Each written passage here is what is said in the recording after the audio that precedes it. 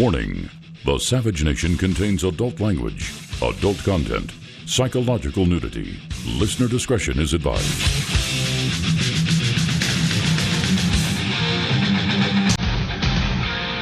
And now, America's most exciting radio talk show, The Savage Nation, home of borders, language, culture. And here he is, winner of the National Radio Hall of Fame Award, Michael Savage.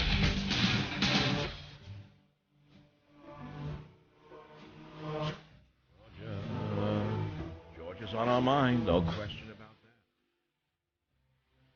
that. Yeah, this song's dedicated to Nancy Pelosi and the Democrat Party. Go to sleep dreaming of Georgia tonight.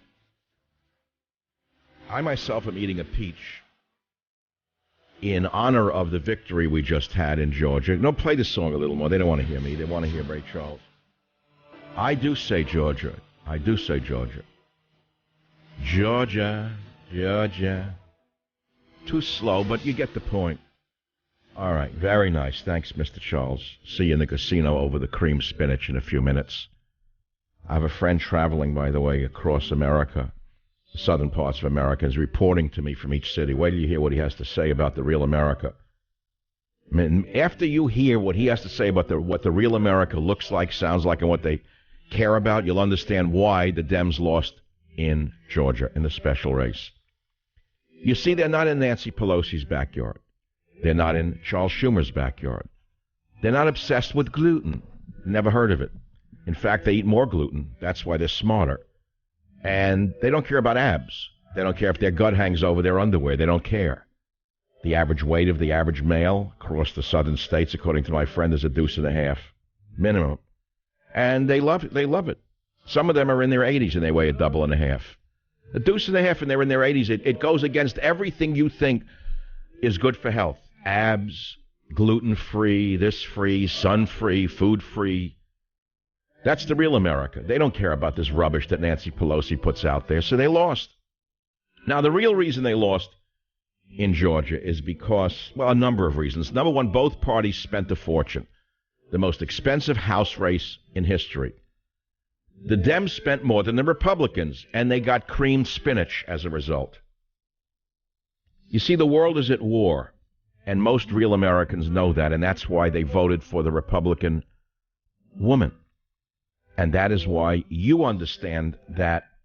Well, let me explain what's going on. I'm pleased to announce something today on the Savage Nation, something that I didn't think would happen, but as a result of the victory in Georgia, I had a long conversation with my publisher, and both the publisher and I are today relaunching Trump's War, and that is to rearticulate what we voted for.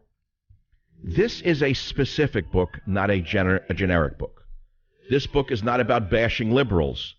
That's been done for 25 straight years. And the reason I'm asking you, as my audience, as my loyalists, as my army, to go out and take out your copy of Trump's War, brush it off, dust it off, take it to work. Don't be afraid of the Democrats. You're protected by the American legal system. Bring it to work. Put it on your desk. Give it to an undecided. But most importantly, would you please give a copy of Trump's War to those who voted for Trump and walked away from him over the last several months? Trump's War is more important now than ever before. The Georgia special election proves we were right, that America wants real change. And by the way, Trump's War is the only roadmap on the market. None exist but this book. And we need to remind those in charge what they were voted in on, what the platform is, what's Trump's war about. Okay? This is our agenda. What parts of Trump's war is the president implementing? What parts is he doing the opposite of? Who is preventing the president from fighting this war, our war, on our terms? There are many things to talk about, and we're going to talk about them today on the Savage Nation. I'm very proud to announce again that we are relaunching Trump's War today to rearticulate what we voted for. It is the only book available right now and in the near future that will remind you what this revolution is about. Anyone can bash liberals. It's an old story. It's been done for 25 years. Liberals are bad, conservatives are good. We all know that. but it's an old message. The world is at war. We woke up this morning after reading that another Muslim in Belgium yesterday, suicide vest, did his Allah Akbar dance. Thank God they shot him dead and didn't bring him to justice. He got his justice. I'm sure he's enjoying his virgins. Now, this morning we read that a Muslim stabbed a cop in the neck at an airport in Michigan, screaming Allahu Akbar. But again, don't tell that to the girls at CNN. They don't want to know it's related to a certain, let us say, philosophy and political system. Mainstream media continues to bury and deny the fact that radical Islam has been at war with the West for quite a long time, and that all of our lives are in danger. Now, many of you have listened to my radio show over the years. You know that I've recognized this from the day I began in radio over 20 years ago. I have written about it. I have talked about it. Some of our presidents do understand it. Unfortunately, most of the phonies in the media, the cowards, the fake pacifists, are in denial.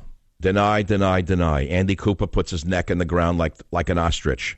And they put us all at risk.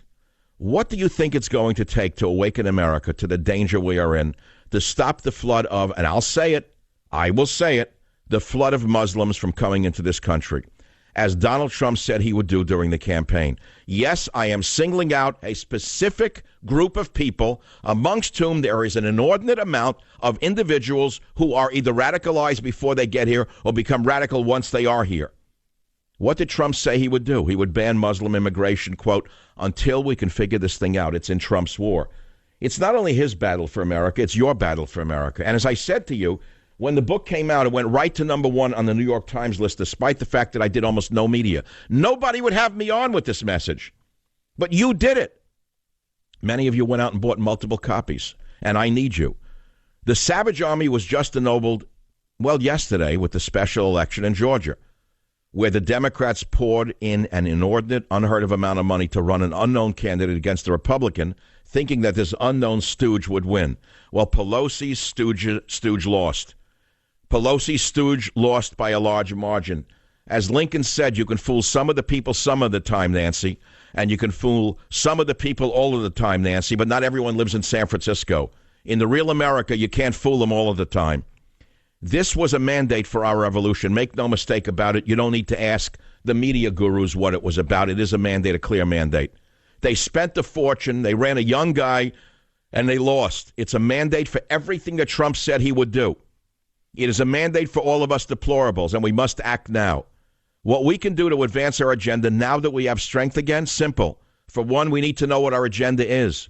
How many of us actually remember what Trump promised and what we voted for? I do. I have a memory like the elephant that supposedly represents the Republican Party. That's pretty good. It's all in Trump's war. And that is why I'm asking you to go out and get your copy, give it to a friend that does not know what the war is about. If you don't want to buy another copy, send your copy to a family member who is a liberal or an undecided. Or more importantly, and this is very critical, to someone who has voted for Trump but moved away from him because of the constant drumbeat of hatred from the phonies in the media, who are not only trying to destroy him and our agenda, but also inadvertently kill all of us by denying the war that we are in, a war that has been started by radical Islam 1,000 years ago. The war that goes on and on and on. Whether it's a bomb in Brussels or a cop being stabbed in Detroit or gays being killed in Orlando, it's always Allahu Akbar. No matter what Andy and the boys do at CNN.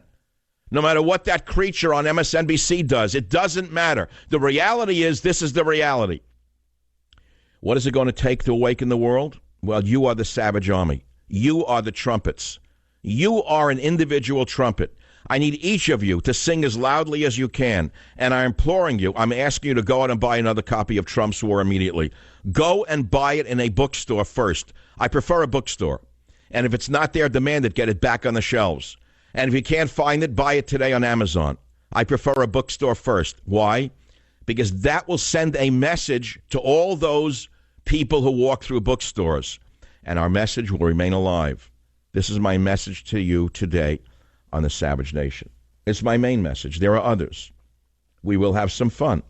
My friend's road trip across America. What he observed. Now, yesterday I did some interesting topics. I got some great calls about, are you dating or have you dated, or are you married to, or were you married to a psychopath? It was a great show, people commented on the man who called from New York City. He really creeped them out. Everyone got scared. They thought he sounded like a real serial killer. But they heard the message. So since you like that so much, and since I'm the only expert in the world on social topics in talk radio anymore, no one can do this. Either they can or they cannot, or they don't want to do it. I don't know the answer. I know that I love lifestyle topics. I like to really touch the emotional base of the audience. So I have a new topic for you today. I read today that Kirk Douglas's grandson, it's actually a sad story, Cameron Douglas.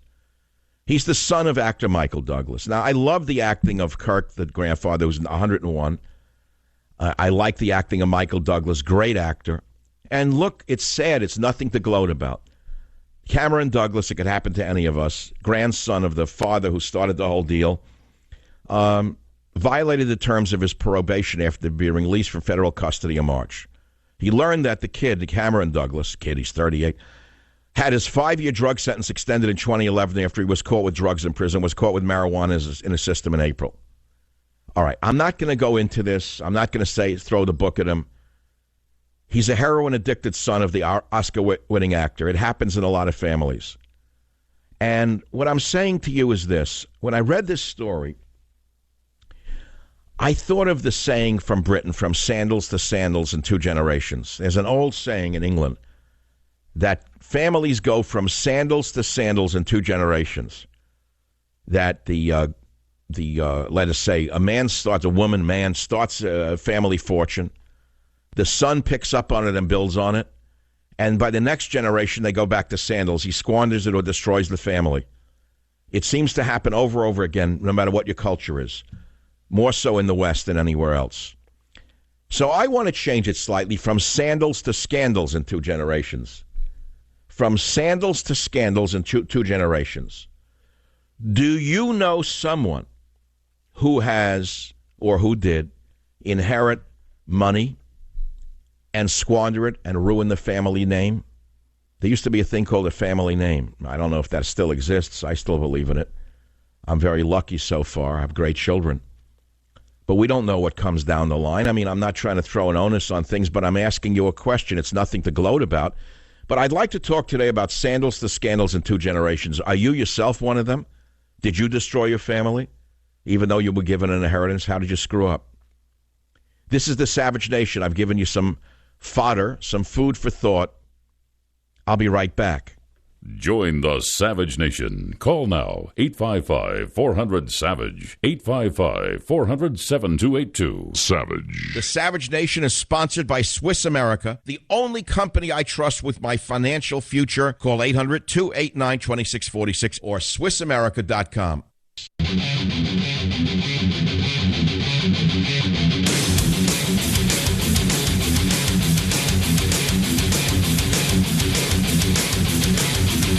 That's the night that the lights went out in Georgia. That's the night that they haunted the innocent. Yeah, the Dems went home with their tails between their legs. Well, in their case, their tails always stick out of their clothing. But okay, they took a beating, a real big one. They outspent Karen Handel. They put a pretty boy in there. He should be on CNN. I mean, I'm sure he has a career now on CNN. They get him a pair of clear glasses to make him look as intelligent as Andy Cooper. And the next thing you know, he's a commentator. They lost, though, and it is a mandate on Trump. It is a mandate. Now, there are issues that I studied, that I'm going to share with you on why and which played huge parts in the Republican triumph in the Georgia special election and why she won. John Giese of Newsmax studied it, and he said Planned Parenthood played a huge part. So don't think the abortion issue is dead, you know. From sandals to scandals in 2 generations is what I'm really interested in. The fact that Muslims stabbed a cop at a Michigan airport screaming Allahu Akbar, and they're not reporting it in the media. We're in danger here. The number one issue, by the way, to most Americans is not the economy. It's national security. That's what Trump ran on. Number one, build a wall, stop the flood coming in from Mexico. I'll say it again. Number 2, ban Muslims. That was his campaign. That's a factor. I wouldn't say it. That's why I wrote Trump's War, to remind all of you what the national plan is, the battle plan is. And no one has defined what America is better than I have, which is defined by borders, language, and culture. There's no better definition. Can you think of a simpler and more clear description of what defines a nation or how a nation is defined? Oh, anyone could write paragraphs and sentences that you'll never remember. I don't care whether you're living in Syria or America or Argentina or China or Japan. Your nation is defined by its borders, by its language, and by its culture. That is what I will be remembered for. And that is why I wrote Trump's War. I need to remind Donald Trump that that's what we voted for. We didn't vote for Jared Kushner. I have nothing against him. I don't know him. But I don't know how he became a senator on a special mission to the Middle East. All of a sudden, he's a special envoy. That's unbelievable. I never voted for the guy. I don't know who he is. He's going off to save the world now in the Middle East. Who elected this guy? Where'd he come from? He married the boss's daughter, but he was smart. He married the boss's daughter in advance of the election. That was even smarter. You got to hand it to him. Maybe he's smarter than I think. Maybe he has some special insight. Maybe he knew that Ivanka's father would be president. I don't know. Maybe he has some special way of seeing, a special algorithm somewhere in a tower. He's a smart guy, but who elected him to go to the Middle East? Where is the idiotic Congress on this? Where is the more I see this Congress, the more I realize that they're worthless. I've always had a distemper for politicians to begin with, as you well know. I've always been an independent. I was never a Republican, never worked for a Republican. You can see why. But what is this? They didn't vote for war, and we're at war in Syria. Where's the War Powers Act? They didn't say, yes, send Jared Kushner over there as a special envoy. What is he, Jesse Jackson all of a sudden? What is he? All of a sudden, he's Jesse Jackson or Dennis Rodman now. Dennis Rodman goes to North Korea, and again, the morons in Congress say nothing. They're busy playing baseball. That's what they do for a living? That's all they're fit for, is to play baseball. What else do they do? Nothing. And do special interest things. Look at John McCain. We found out the money flows into him from George Soros. Not as dumb and senile as I thought. He went where the money was. No wonder he was a Democrat in hiding. He was paid to be so. A carpetbagger, a bagman. That's all. Now, what about Sandals to Scandals? Do you know anyone who destroyed their family in one generation? Yes or no? Because I got the calls on it already. I think that's good human interest stuff. And, of course, my friend's special road trip across the South of America, not South America, and what he sees, a 2.5 average weight. Join the Savage Nation. Call now, 855-400-SAVAGE, 855-400-7282.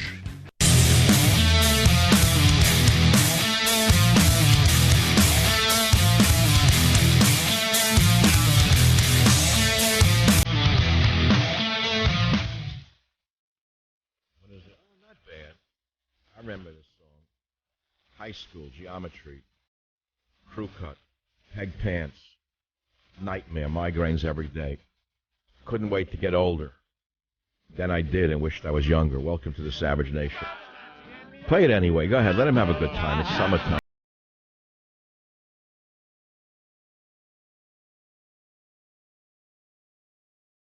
America today, they know exactly what to be afraid of, and they're not allowed to protect themselves till they get stabbed.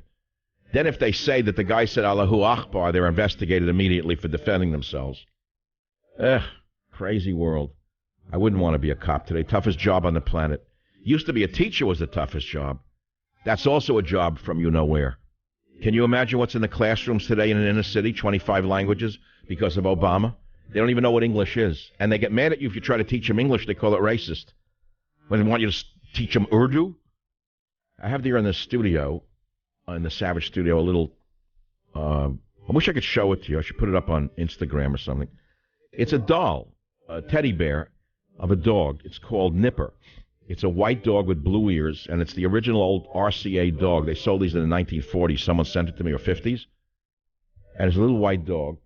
When I put it near Teddy, he tries to, bite it, because he does try to bite it. He actually gets intimidated, because I took him out yesterday after the show.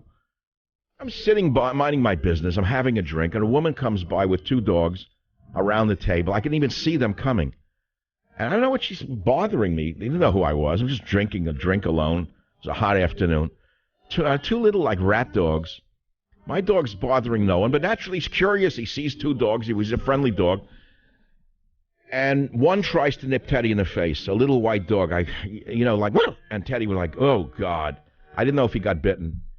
And it reminded me of something. I lost a dog many years ago, right in front of my eyes. A Dalmatian ran across the street.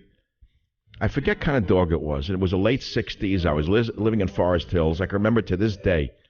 I was walking my dog, and a woman let her damn Dalmatian off a leash. The Dalmatian is a killer dog, one of the most dangerous dogs on earth, amongst the top 10. Ran across the street, jumped on Woody, bit him across the back with his mouth, punctured his lungs. I jumped in a little Volkswagen, raced across the Queensboro Bridge to the animal hospital, and he was dead. I remember when they sent me a bill for it afterwards. I got so mad.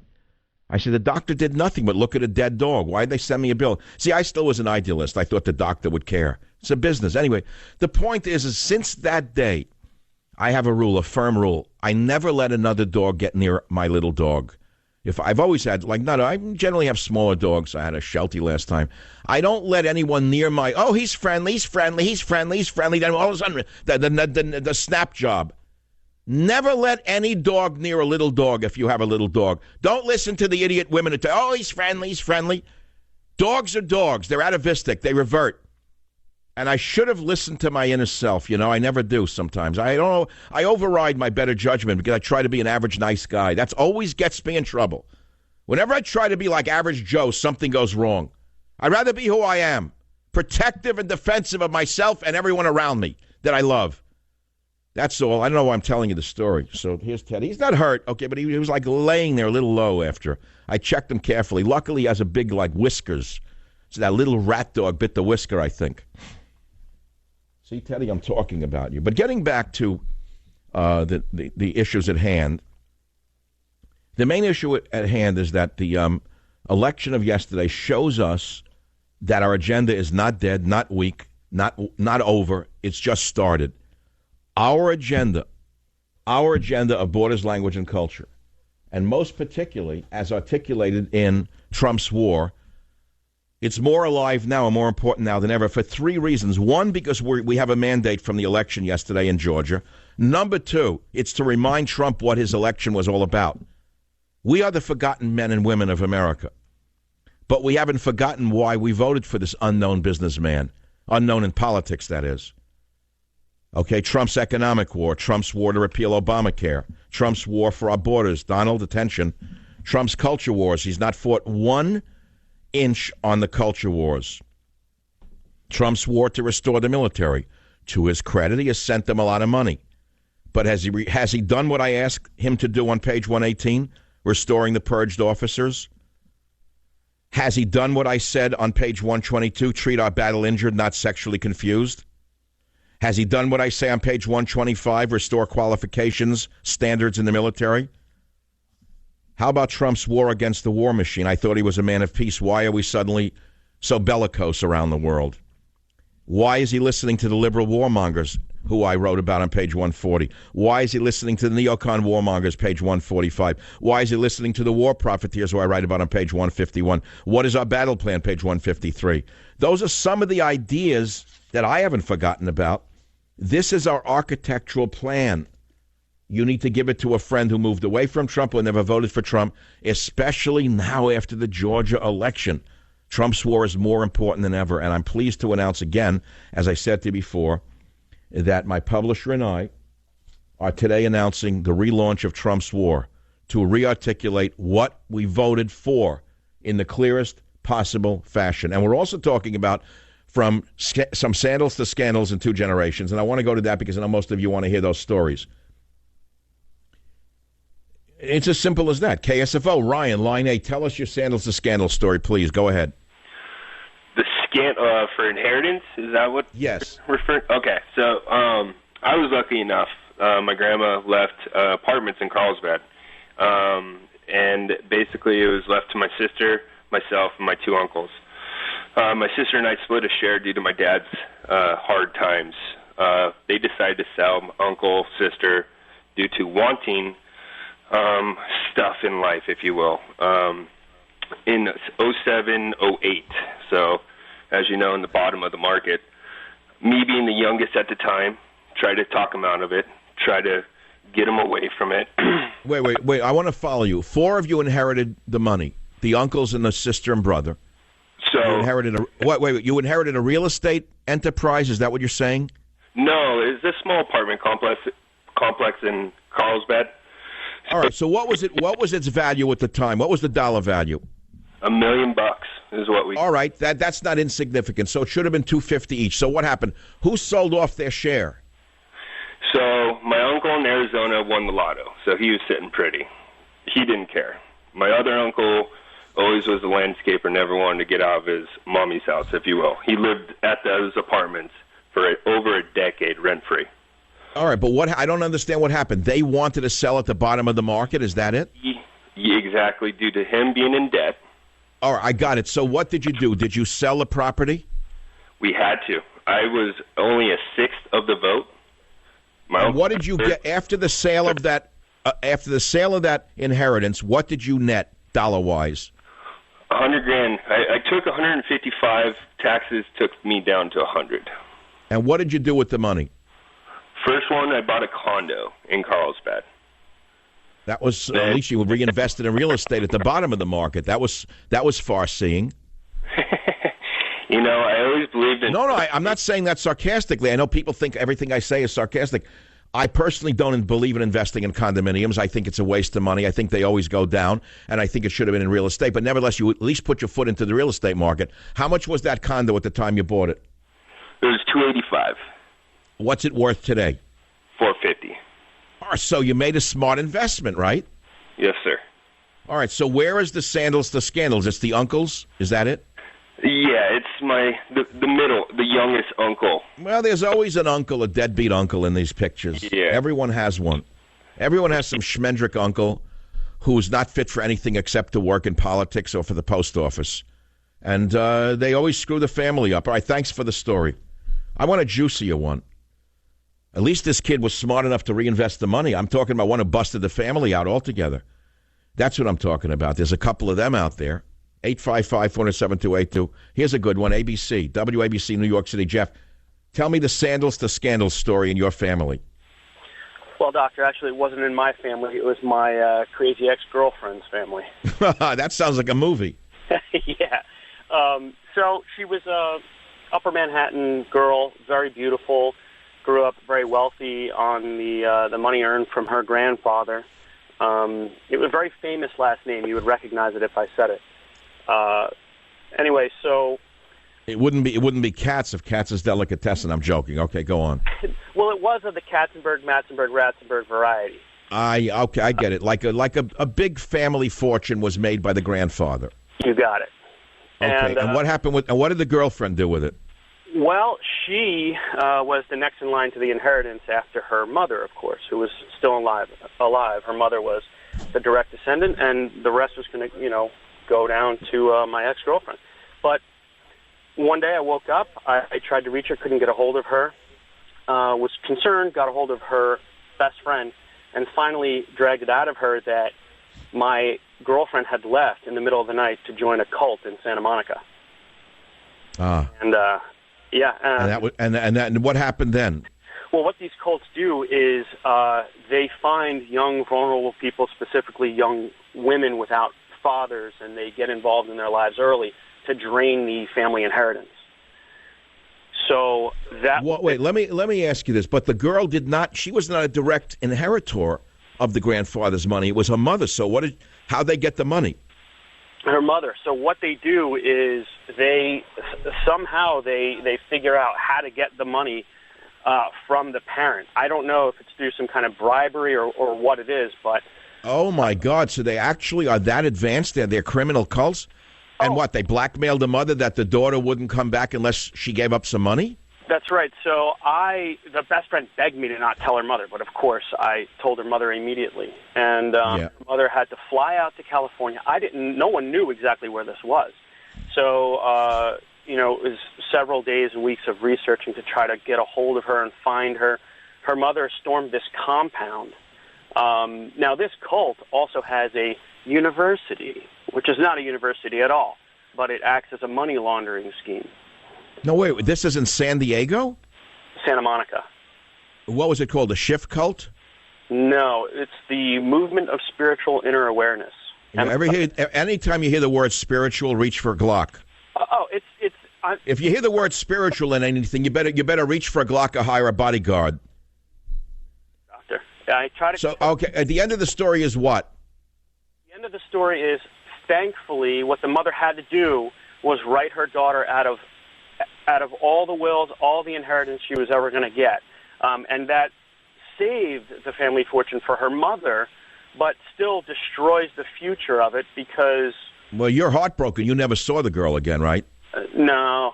And where is she today? Working for Dianne Feinstein or Nancy Pelosi?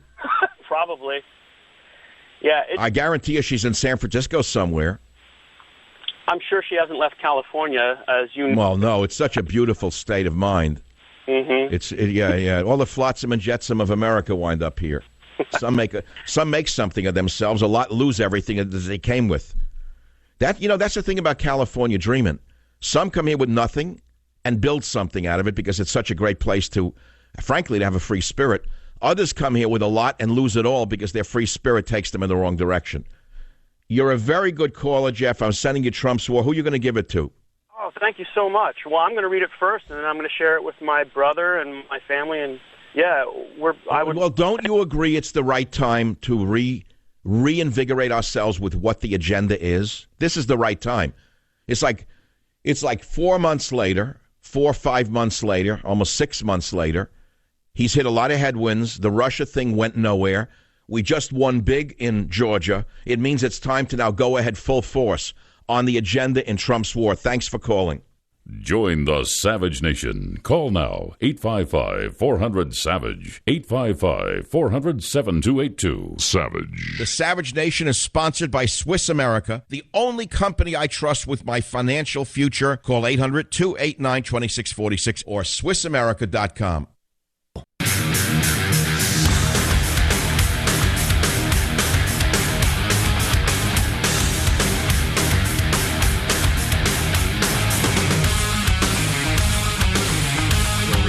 Talking about the fact that Pelosi stooge lost in Georgia and Trump wins a mandate for change, and that the world is at war and we need more copies of Trump's war out there to save this country before it's too late.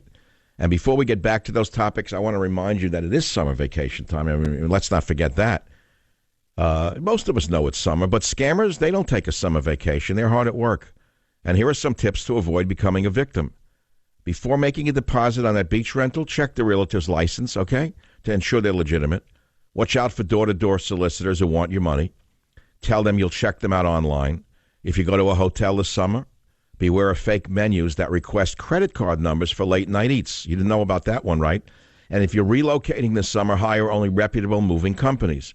Somebody's identity is stolen every 2 seconds. It can be stolen in ways you may not detect if you're only monitoring your credit, because thieves could sell your information on the dark web or get an online payday loan in your name without you knowing it. LifeLock, though, detects a wide range of identity threats almost immediately, and if they detect your information, they'll send you an alert.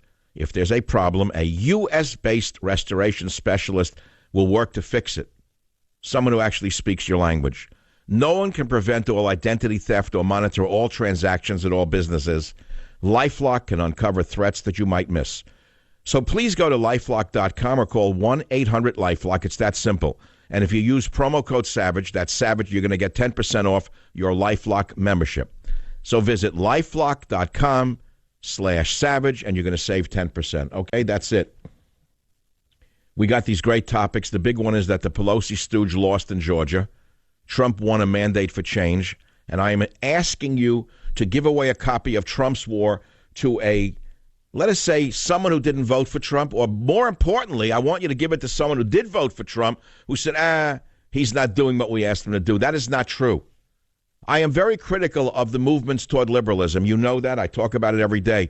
But let's not lose the big picture here. We still have the First Amendment and the Second Amendment, which we wouldn't have if she had won. We're also talking about sandals to scandals in America. I wish I could get to the callers on the sandals to scandals because I got them lined up around the block. You see, the lifestyle questions attract more interest on radio than do straight-out politics. And that is why I am doing what I do best. which is a mixture of both. So if you'd like to join the conversation, the phone number is 855-407-282. Let's never forget, this is the most interactive medium in the world. It's called talk radio. There is nothing more interactive than this medium of ours called talk radio. It's been like this for a long period of time, and it's going to be more important today than it is tomorrow. 800-855-400-SAVAGE. Back in a minute. Join the Savage Nation. Call now, 855-400-SAVAGE, 855-400-7282. Savage.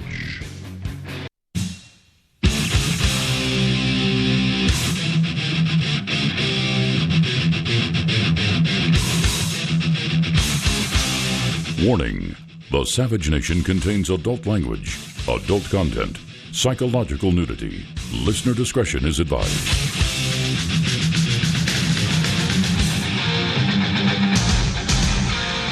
And now, America's most exciting radio talk show, The Savage Nation, home of borders, language, culture. And here he is, winner of the National Radio Hall of Fame Award, Michael Savage. Till they start the song. Years later. You can faint till they start the lyrics. Go already with the lyric. I want it over with. I'm turning the show off. I'm like, say it. Thank God. I was plot's here waiting for the word.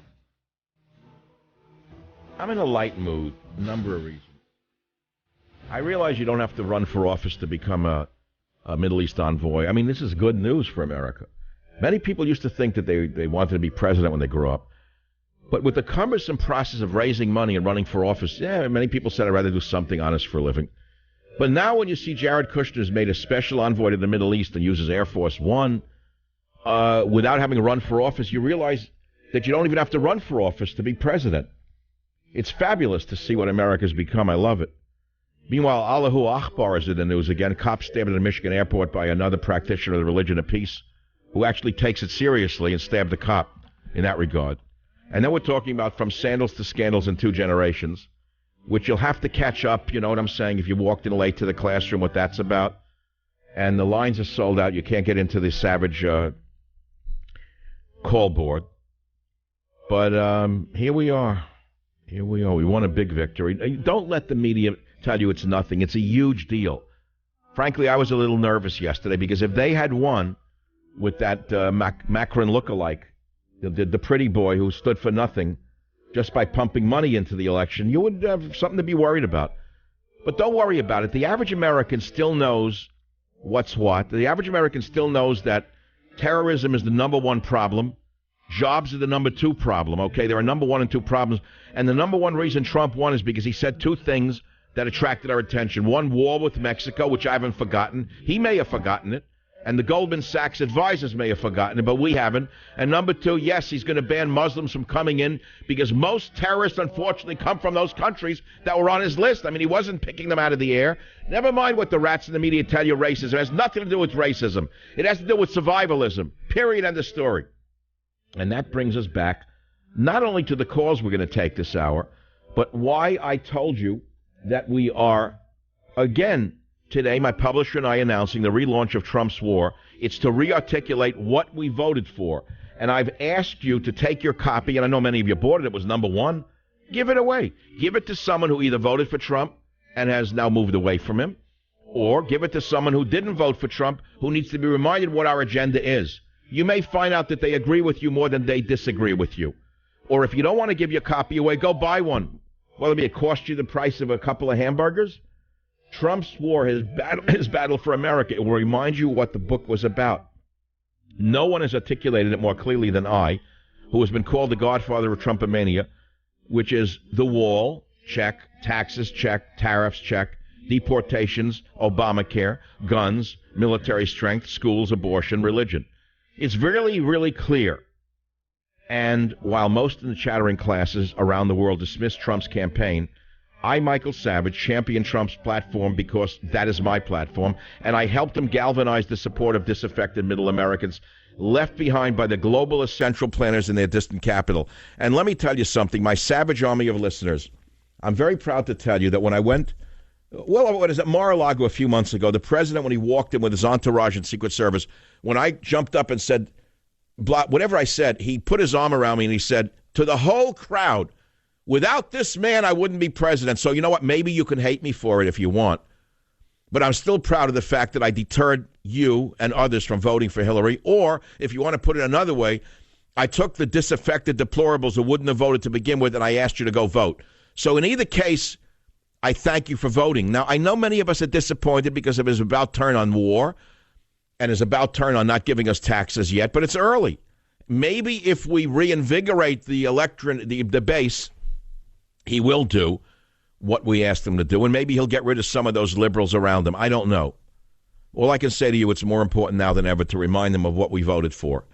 And I happen to know that Donald Trump listens to this show intimately with his big job, and we want to thank him for doing his job, but we want him to get back to what we voted for, period, end of story. And we're also talking about from sandals to scandals in America. And it was triggered by the story of Cameron Douglas, the felon son of actor Michael Douglas, who again violated the terms of his probation after being released from federal custody in March. He was caught with marijuana in his system. Now, you're saying, well, what's different between him and the average person? Nothing really. Justice should be blind. I'm not saying because he's an actor's son, he should get special treatment.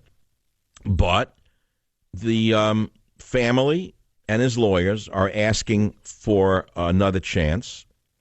And you know what? I feel the same other chance should be given to other people who were in on drug charges. I'm not saying that everyone who uses drugs is a victim, but they're also not the big criminal that you may think they are. The criminals are the drug dealers, not the drug users. That's where the problem lies, in the drug dealer, not the drug user. My position has changed over the years on addiction and addicts, by the way. I'm an evolving personality. I don't have fixed opinions on everything. And it is a disease like many, many others. Unfortunately, just treatment is not enough. I think that the focus needs to be on drug dealers, as Donald Trump said he would do, cracking down on the drug importation. The problem is, unless he puts a wall up with Mexico, it's never going to change. It's that simple. Now let's take some callers. Jane on KSFO line 2. Go ahead, please. What's on your mind? Hi, Michael. It's Jane, the conservative psychologist. I'm so happy to talk to you. And by the way, when you heard the word spiritual, grab your Glock, that was so funny.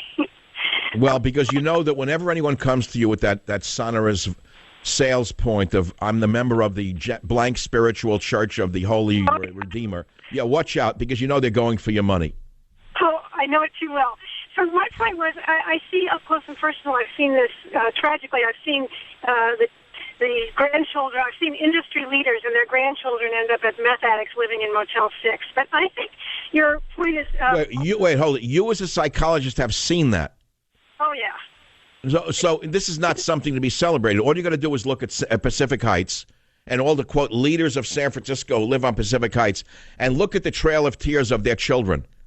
Almost none of them have made anything of their lives. Do you know that, Jane? Well, they call them Trustafarians. Trustafarians. I never heard that one. Yeah, I love it. But I think this is the risk for America on a macrocosm, because we had these giants who came before us. They had hunger and a vision, and they made great sacrifice out of necessity. And then the second wave, we further developed into tremendous success and prosperity as a nation. And now it's handed to a rather spoiled people, and we take it for granted. And we, the freedom. And I think, Jane, the psychologist, you've hit the nail on the head today again when you say hunger. I remember when I was a kid, and I would watch boxing matches with my immigrant father. He would always say to me things about the fights, and he would say, watch that guy, he's going to win, he's more hungry. More hungry. That was an old phrase in America. Whoever's more hungry usually is more ambitious and usually wins, no matter what the endeavor may be. I myself had a great hunger for success, which drove me. And by the way, hunger never leaves you. If it's in you, I don't care what you make, you still have that hunger in you. Didn't you know that? Mm-hmm. But if you're a third generation and you feel very entitled and you feel take things for granted, you don't have that hunger. Well, here's the problem. It's not necessarily, it doesn't always have to work out that way. If you raise your children to respect money and know the value of a dollar, that's something, again, that's been lost. I remember they used to say, oh, he doesn't have any value for it, doesn't know the value of a dollar. You've got to teach your children that money has value, and you also have to make them work when they're very young. I know it sounds crazy. You have to tell the child to work when they're young. That means babysitting, delivering newspapers, whatever it may be in my day. Maybe it's something different today. There's always work to be done. They could go mow a lawn. They could print up a card saying that they'll be a gardener. Maybe some people in the neighborhood would let them cut the grass instead of an illegal alien. You have to teach your children to work. Otherwise, you rob them of the dignity of work, and you rob them of something much deeper. And by the way, your child in the long run will thank you. In the short run, will resent you. They won't thank you for it initially. They'll ask you why. They'll ask you what's wrong with you. Why are you punishing me? Why are you making me into an illegal alien to cut a lawn or to be a babysitter? They'll thank you, by the way, years later when they realize that you were drilling into them a sense of value. Thank you, Judy. Judy. So there it is. We got time for a quick call. WFTL in Florida. Michael, you ready?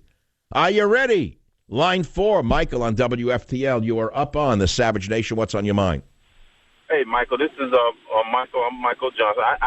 I'm a black American. I just want you to know that there are a lot of us, a lot of black Americans that aren't really speaking up, and I'm one of those that are not really part of that, just speaking up about it. But there are a lot of people that actually support Trump. And I listen to you every day, you and Joyce, pretty much every day. And I do agree with most of everything what you say. Well, you know what? That you know that. That's music to my ears. I didn't think that any particular race didn't like me, to be honest, Michael, because there's a commonality in this country amongst all races when it comes to certain things. Number one, and I think you'd have to agree with this, and I don't even care what side of the law you're on. Number one, we all agree with survival. Unless we could have a nation that survives, we have no nation. So those are common sense ideas that should not be lost on any politician. And it transcends race and age, by the way. Mm-hmm. I agree. I totally agree. It's borders, language, and culture. That's what makes us what we are. So that resonates with everyone. Well, Michael, that is such a beautiful call. I'm sending you Trump's war. Even if you have one, please give it away to maybe someone in your family who doesn't agree with you, because maybe they will agree with you after they understand what it's all about. We are running so late. It's 17 minutes after the hour. I don't know why I feel so energetic.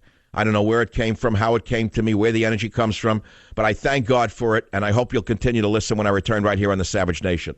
Join the Savage Nation. Call now, 855-400-SAVAGE, 855-400-7282. Savage. The Savage Nation is sponsored by Swiss America, the only company I trust with my financial future. Call 800-289-2646 or SwissAmerica.com.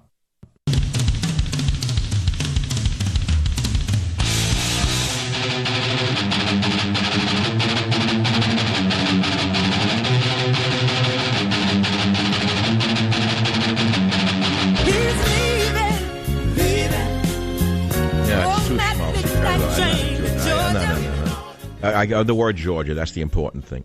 I could just say Georgia, that's all. I have a little orchard, a little property I have outside of San Francisco. I've cultivated this little garden, this fruit orchard for years. And now it's produced so many peaches. They're not like commercial peaches. They're smaller, but they're pungent in a certain way. They're tangy. They're delicious. Dog's laying here sleeping. It's a summery day. Beautiful weather. All right, so a cop stabbed and a guy screams Allahu Akbar. I know, I'm not dismissing it. We know what needs to be done. You need to crack down on the immigration. And I'm sorry, more needs to be done. I said a year in and the year out. What do you think, we're all stupid? You're telling me that there are no hate preachers in mosques today? Are you crazy? Are you out of your mind? Ask someone who attends. They'll tell you what they hear. Some of them are afraid of what they hear, but they're afraid to report it. The cops are afraid to even investigate it. There was an NYPD protocol in place until a few years ago where they were actually monitoring hate speech in mosques. I'm one of the few people on earth who actually grabbed it and saved it. I have it in my archives. The New York Civil Liberties Union, under pressure from, God knows what the money is, where it comes from, forced the NYPD to drop this program to protect the people of New York in particular. But this protocol against terrorism was so advanced, it needs to be dusted off and restored by Donald Trump on a federal level. And we need to override and steamroll all the civil libertarians who'll get us all killed. I love the bleeding hearts. The bleeding hearts. They care about everybody but you.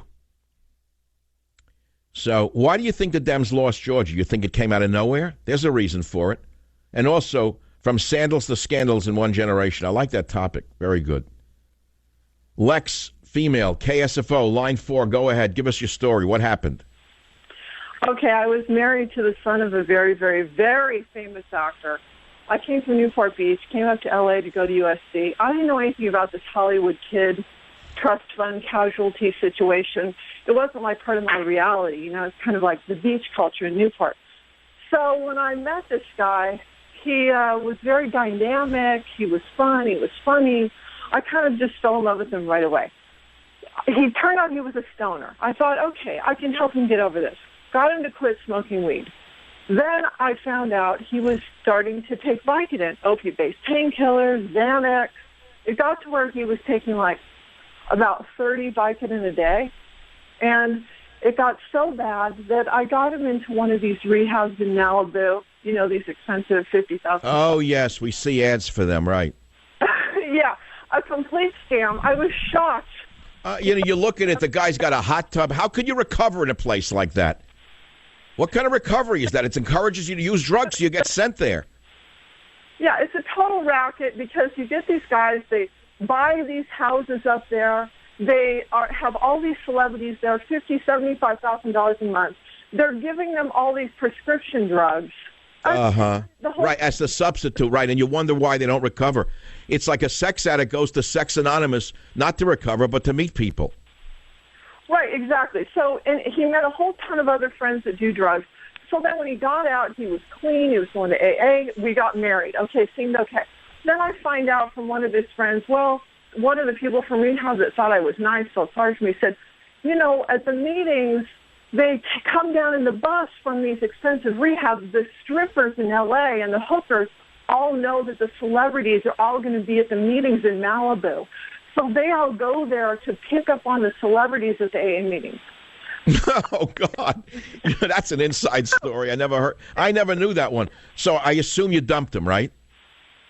So he was having sex with some of these strippers in the bathroom. No, wait. But at the end of the story, okay, I hear the story. I'm asking how it ends. How does it end? Okay, how does it end? I end up divorcing him because, you know, after a few times of rehab, I couldn't take it. So then during the divorce, he calls me, says that he started doing, he went to rehab again. His roommate in rehab taught him how to do heroin because it's cheaper.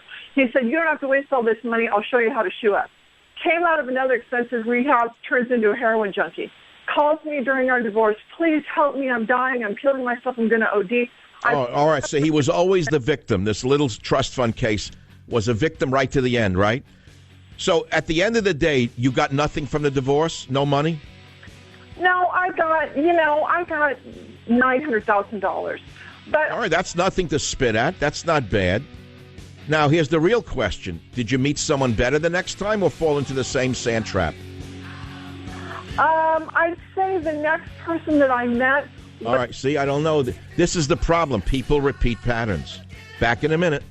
Join the Savage Nation. Call now, 855-400-SAVAGE, 855-400-7282. Savage.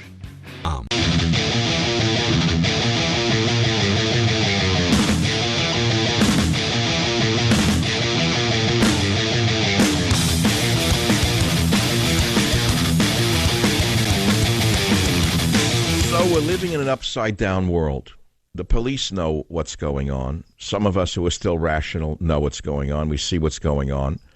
We see a cop stabbed at a Michigan airport with the subhuman slashing him in the neck, screaming Allahu Akbar. And the next second, instead of saying it's time to crack down, that's it, we're going to go ahead with Trump's ban on these 7 countries because we can't take it anymore. Instead, right away, we listen to the morons in the media who tell us, oh, it's not a particular religion.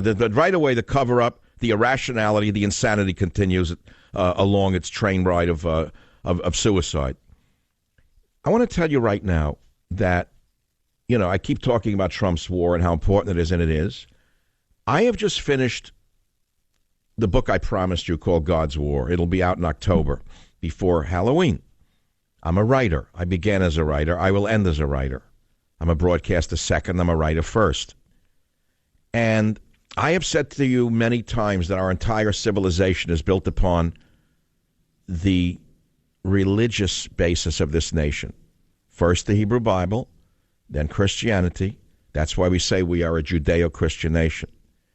Now, as we have eschewed religion in this nation, and the churches have emptied, the synagogues have emptied, people go to these places very rarely now, usually on special occasions, not on a daily basis. What does that mean in terms of our society and why it's upside down? Because all of our ideas and all of our rationality are built upon, believe it or not, religion. I know you say, well, how could that be? That sounds like it's a paradox. No. By debasing religion and by seeking to believe in things other than God, the societies become irrational. And by abandoning rationality, we are facing the meltdown of our society. And so things that make no sense occur on a regular basis. Did I make sense to you at all? I hope so. So you say, well, you're not talking about that today. You're talking about from sandals to scandals in 2 generations. You're talking about why Trump's war is more important now than ever. It's related to that very statement that I just gave you now. You see that children of wealthy families grow up without religion. They grow up without any values, without any morals, without any scruples. They don't do well. They go to pieces. Look at Pacific Heights.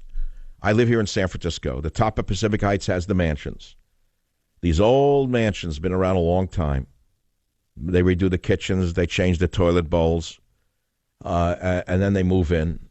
And maybe the grandfather made the money or the grandmother brought it into the family. And the buyer of the house usually never worked a day in his life. Instead, he plays the piano and gives money to the museum. He's a busted suitcase. He has no money. And you look at his children. Nothing. Nothing. They amount to nothing. Why? Because the father never worked for a day in his life. Then the grandson never worked a day in his life. Nothing. They create these fake charities that no one, and they go to dinners with each other, all the rich kids. And it's sad to say that most of their lives are total ruination. They laugh at the religious people who still go to church or synagogue. They sneer at them. All they do is have a fast sneer on their face. So what is the answer to it all? Well, for one, we're going to tell stories about what happens when you go from sandals to scandals. Let's take another caller on that one. Ruben on KSFO line 5. Tell us your story. Go ahead, please. Make it quick. I will. My father inherited quite a bit of money, real estate, and became a pastor and fell to heroin. And while being a church man, he became an addict? Well, it's a longer story than that. He was born again. He was on that sort of evangelical side, but he was shooting up heroin at 12 years old. So he was a heroin addict before he became a pastor, is what you're saying, correct? Correct. Okay. All right. I just wanted to clear it up. It's not like religion first, then heroin. So he was screwed up before he went into religion. It doesn't mean he was a liar or a hypocrite. I want to say that first, right off the bat. People say, you see, they're all hypocrites. That's not the point.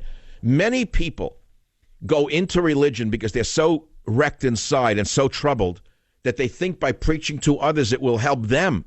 It's the same with psychiatry. Many people go into the healing professions because they are broken and sick inside, and by healing others, in a way, they do heal themselves. But the healing is not often complete. So have you given forgiveness to your father at all? Do you forgive him or do you still hate him?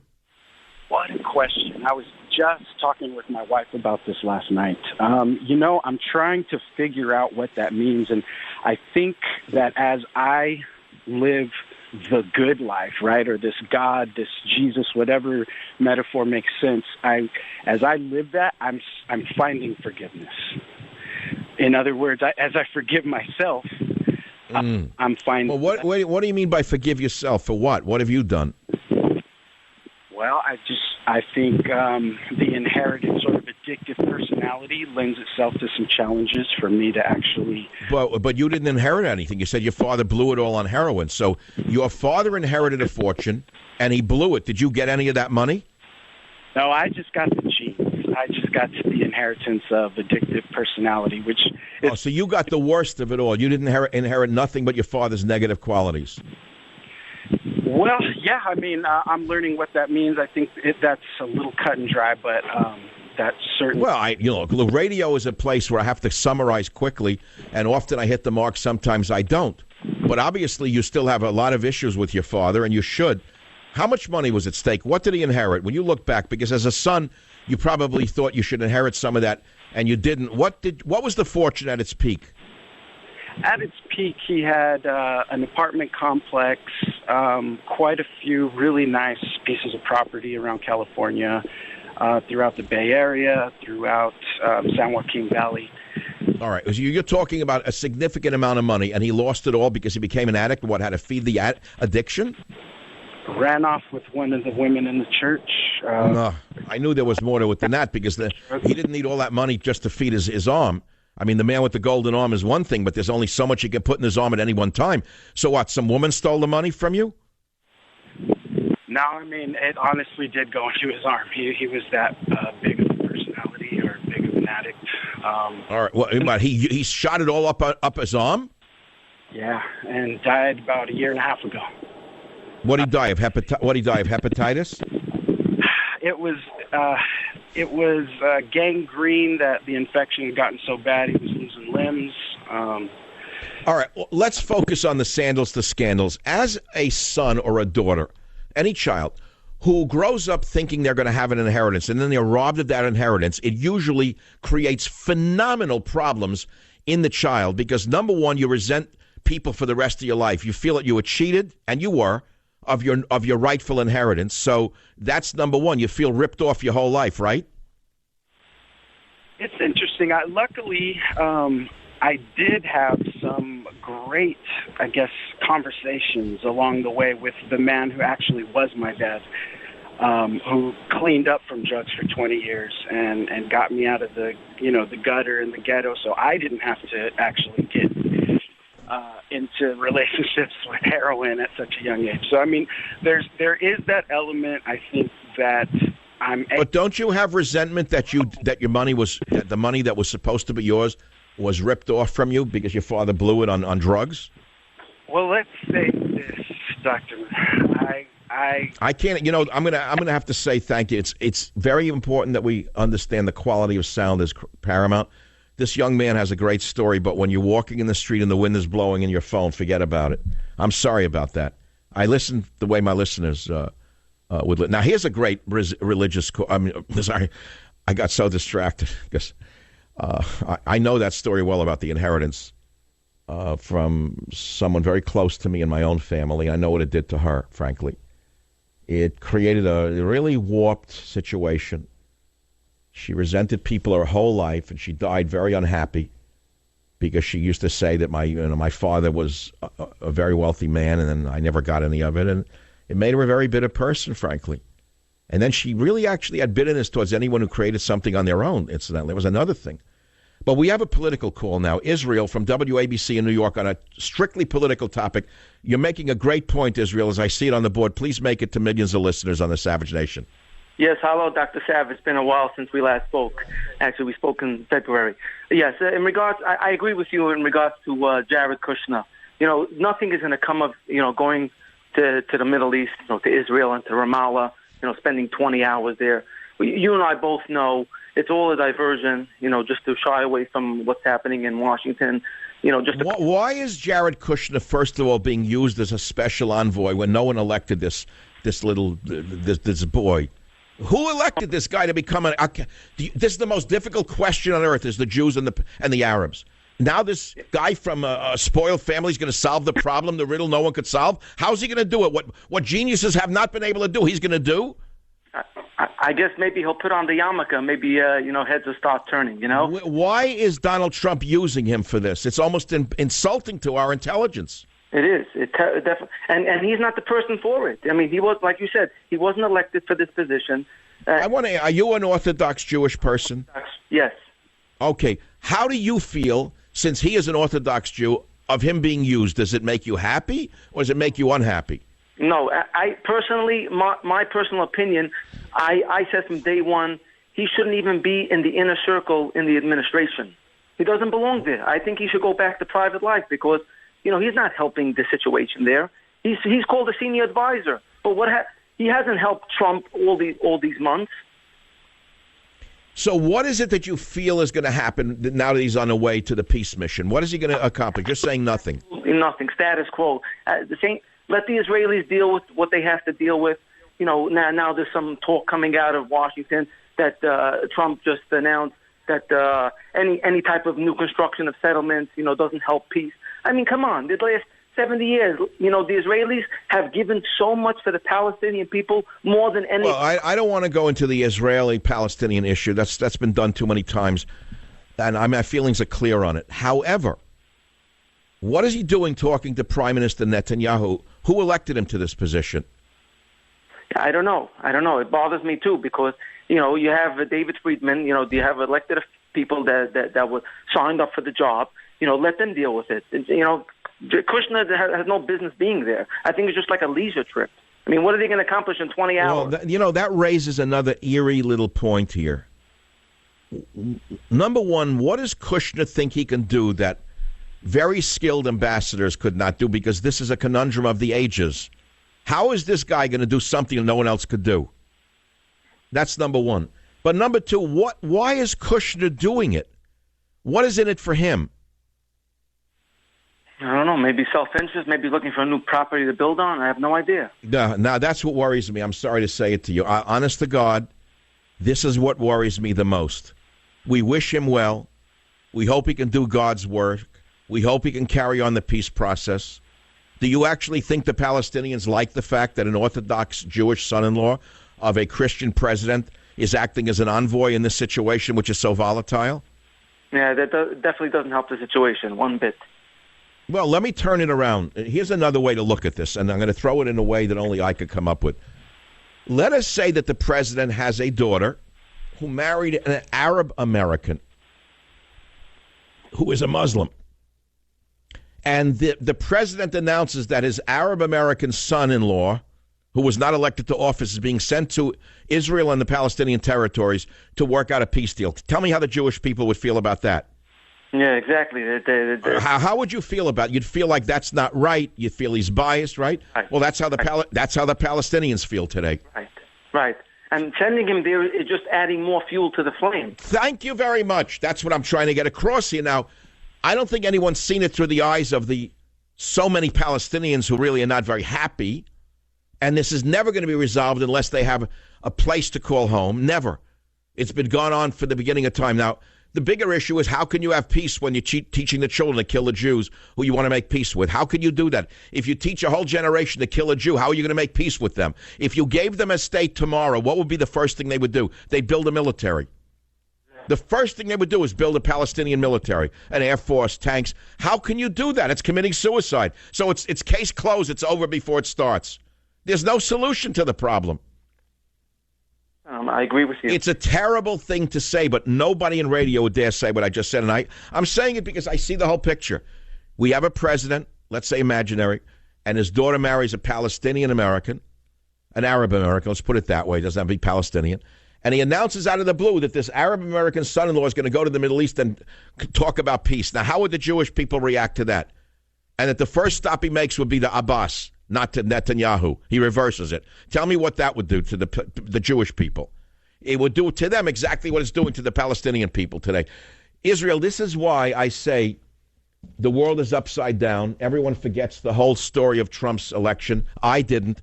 And I'm sending you not one, but 2 copies of Trump's War because I want you to give it to another fellow in your community so they can understand what we elected him for. Please stay on the line. I'll be right back.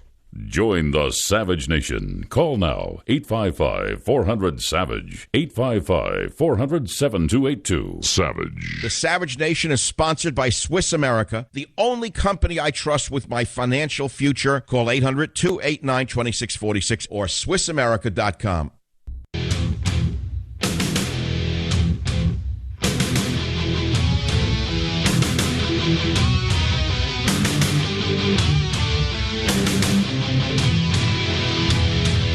Look, it's an exciting day on the Savage Nation. I told you that we're relaunching Trump's War because of the victory in Georgia, and that we have to remind Donald Trump and his henchmen and henchwomen why we elected him. because they've gone off track in some ways, so I'm asking you to give away a copy or buy one. But then we're talking about from sandals to scandals in America. I want to read you, because we're not going to get to these callers in this hour, some of the titles of the callers and what they're saying. One says, you made a profound statement about God and life. What you said about the Middle East peace process and Jared Kushner is astounding. No one in the world could have said that. Another man is calling and saying inheritance is causing his family to fall apart. Here's an astonishing call, which I wish we could get to. Shelley on WABC says her children do not want to inherit her money. I never heard that one before. You talk about brainwashed children, so-called progressive gluten-free minds. Here is a product, an end line of the stupidity of the times we are living in. Let's say you're a do-gooder and you want to do good. You say, I don't want my mother's money, so you want to live like in abject poverty that's going to make you a better person? That is so stupid. At least take the money and do something good with it. Don't say, I don't want the money. That's a way of cursing your mother. I'll be back to take all these calls and more right here on the Savage Nation. Thank you for listening. Trump swore all the way. Join the Savage Nation. Call now, 855-400-SAVAGE. Savage.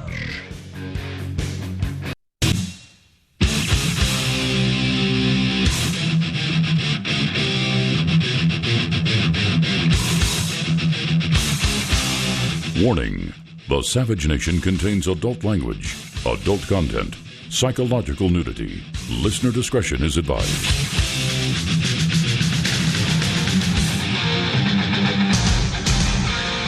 And now, America's most exciting radio talk show, The Savage Nation, home of borders, language, culture. And here he is, winner of the National Radio Hall of Fame Award, Michael Savage.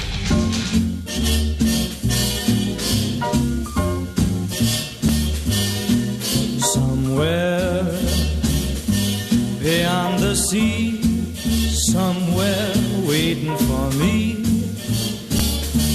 my lover stands on golden sands and watches the ships that go sailing. Maybe there's a heaven, I don't know.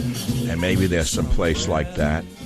People have to believe in some things, and I have no firm knowledge of it, or else I would be a guru, not a talk show host. And I don't pretend to have any special knowledge. I never did, and I never will. If I offer you one thing, it's pure logic when I want to be logical, and pure emotion when I want to be emotional. So we're talking today about a victory in Georgia, which has great meaning, because the Democrats threw everything they had at it. They took an unknown Schmendrick who looked like Macron, some bland, schmendly white guy, no background whatsoever. They put packaging around him. They ran him like a can of soda against an incumbent woman, Republican, and they figured by dumping money on him and attacking Trump, they'd win, and they lost. So there's a great story here that needs to be told that we've been talking about, and the story has many, many manifestations about it, which you can figure out for yourself. The victory is, of course, very profound because it does give us a mandate. Not only Donald Trump gets a mandate, but we, the people who put him where he is, never forget that he's nothing without us. He was just a big real estate developer before us. We made him president. He owes us. Do you understand that there's a two-way street here? Donald Trump owes us allegiance to our principles, as I articulate in the book that got him elected called Trump's War. Now, I know it was written after he was elected, but I want to go back for a minute. Many of you bought Scorched Earth, Restoring the Country, after Obama, and I want you to remember what it was you voted for. The back of the book on Scorched Earth said, can the nation recover from Obama's Scorched Earth policies? I wrote, progressive policies and open borders have poisoned America. I wrote, our Constitution has been trampled by a divisive president. I asked you, is America a third world nation of terror, riots, mobs, and chaos? I asked, are we one bad election away from losing everything? In many ways, the Republicans don't have the brains I have, but they somehow latched onto the message that you told me to send to them, and you elected him. And we got a lot from him, but not a lot of what we wanted from him, by the way. He's going in the wrong direction on war. He's not giving us the tax relief we wanted. He's not built the wall with Mexico that we voted for. He tried, to his credit, to stop the immigration from Muslim countries that were sending us too many terrorists. He was stopped by a few crackpot judges who think that they're God Almighty. But, my friends, it's time to reassert ourselves. And I told you that we are relaunching Trump's war today. I want you to give away a copy or buy a new copy and give it to someone that you know who doesn't even know what it is we voted for. And then we moved along to another topic of families that have gone from sandals to scandals in only 2 generations, which found itself a nice audience. And then we latched on to the issue of the son-in-law, Kushner, over there in the Middle East, doing what no one in the world has been able to do. I don't know how he can do something no one else can do. I mean, this is pure logic. What can this blank-faced boy do that highly seasoned people who've broken their brains through ages cannot do? It's Cain versus Abel. How is this guy going to solve the problem? What is he going to bring? What magic does he bring? I don't understand it. We wish him the best, but what can you wish him? What can you wish him that's going to make peace in the Middle East? What is he, Moses all of a sudden? He's going to part the Red Sea? I hope he can, but I don't think he will. That's number one, and I don't know what he's doing there, number two. But I put it another way. Make believe we have a president who has a daughter, a lovely daughter who, you know, is his envoy in many ways and his confidant, very bright, beautiful woman. And she married an Arab American who is a Muslim. And the president then announces he's going to send his son-in-law to the Middle East to work out a peace deal between the Jews and the Arabs. Tell me what that would have done to the Jewish community. They would have gone psychotic. They would have gone crazy. Well, that's what the Palestinians are doing right now. They don't believe a word of this, and they don't know why it's being done. It seems like an insult to them. No one would say that. But I said it because I think it needs to be said. I think this is so nonsensical. I don't understand what they think they're going to gain from this. There's only one solution to this problem, which can't happen. You want a peace process? What are you going to do? You're going to give the Palestinians tanks and airplanes and a navy? Who's the first enemy that they're going to attack? The Jews. That's the end of the story. Or else the solution would have been figured out a long time ago. So there's no solution here. None. I don't know how this ever gets solved. Especially when you have the Palestinians teaching their children from childhood, from infancy, that is, to kill Jews and to hate them and that they're the devil. That's a peace process? I don't think so. It's insolvable, the problem. The only thing that's worked for the Israelis is a wall, which the liberals screamed, how dare you build a wall? Are you kidding? That's so racist to keep out people who would cut your throats. What is wrong with you Jews? You want to live? Why are you not like the Jews during the Holocaust? How dare you want to live? How dare you assert yourself as men? How dare you build a wall between yourself and the territories? What are you nuts, you evil people? And Obama meddled in the election. Obama didn't want a wall. Obama didn't want the wall. He didn't want Netanyahu. He wanted, you know what? What you got now in Syria, that's what Obama wanted in Israel. Civil war. No, it's not solvable. I'm sorry. So let's go to all of these problems on the Savage Nation and listen to the callers out there. KSFO, Taylor, line 1, what's on your mind? Dr. Savage, you made a profound point, and I just gotten in my car driving home from work. You said that the left has become irrational because they don't have God or religion in their lives. And, you know, when you see what the left and the causes that they champion, climate change, could go over a number of issues that they take up. They've gotten so irrational and vapid, and it's because they don't have something like God in their life. They don't have something where they can extract reason. And, you know, the whole reason we have intellect, and the whole reason we have order and rationality in this world is because of our Creator. And I think it was just a very profound point. You know, we talk a lot about politics on this show, which is all well and good. But I think when we think of the left and what it's become, it's because God and the left wants to continue to remove God and religion out of all aspects of life.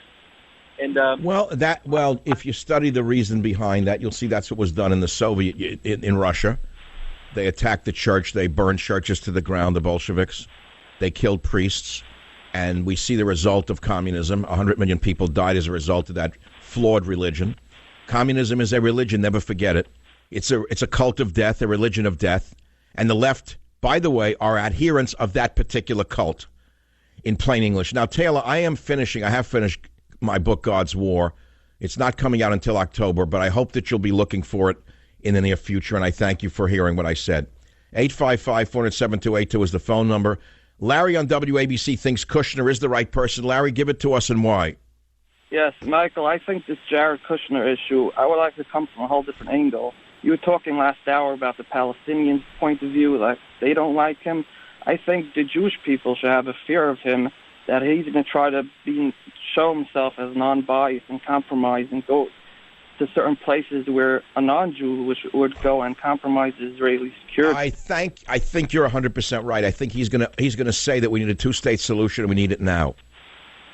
And he's going to go with places where a non-Jew won't go, and I think he'll compromise Israeli security. What do you think? That's probably what he's going to do. That's probably why Donald Trump sent him there. No, I absolutely. Sides won't like that. Well, I think that he's the only one who could probably get away with saying it, and I think he's already hinted that he's going to call for a two-state solution. Okay, we'll see what he does. And then we have the Sandals to Scandals story. WFTL, Kelsey, can you give it to us in a short version, please? Go ahead, please. What's the sad story there? For Savage. So the long story short is, my dad built this really amazing business, and he amassed about close to $12 million in real estate assets. Like a lot of your other callers, he became addicted to Xanax and alcohol, and he basically destroyed his whole business, married a 37-year-old felon. And my brother, my mom, and I are now fighting this amazingly intense court battle trying to save what he created. Well, are you telling me he gave all the money to the new wife and you were cut out of the will? Yeah, he did. He died without a will because she destroyed the will, and we could never find it. Right. That's typical of what they do. Or near the deathbed, they get someone to rewrite it for them. So she has all the money. Where's the money? Held up in escrow, or she has it? Well, the money is held up in real estate assets that were heavily mortgaged. He got so messed up on these drugs that he lost his mind. He lost his mind. Yeah, but I think I'm sorry to tell you, if it's heavily mortgaged, there's almost nowhere for you to go. You can't get around the mortgage. He's the one who mortgaged the properties. He was the owner. How is a court going to assign it to you? Well, that's the thing, is we've been fighting for 2 years trying to get, originally he wanted to leave the business to my brother, which was what we wanted.